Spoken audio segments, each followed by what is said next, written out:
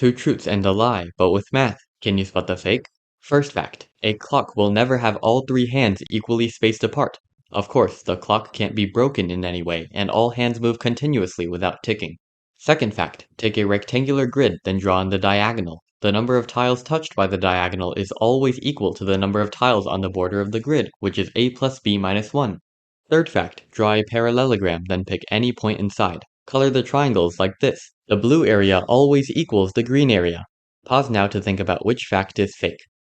The third fact is true. Remember that triangle area is calculated using base and height, so if you don't change either value, the area remains constant. After some more clever manipulation, we see that the blue and green areas are equal.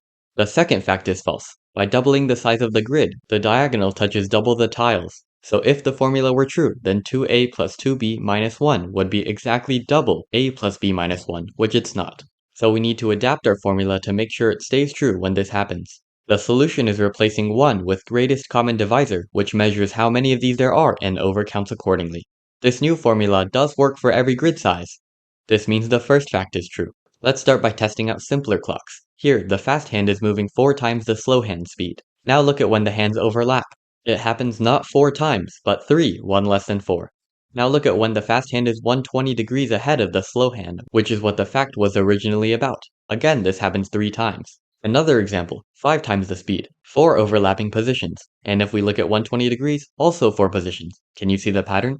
Now back to the original question. The minute hand moves 12 times the speed of the hour hand, meaning 11 of those 120 degrees positions. The second hand moves 60 times the minute hand speed, meaning 59 of those 120 degrees positions. Those numbers are not compatible, so you can't have both of them at the same time.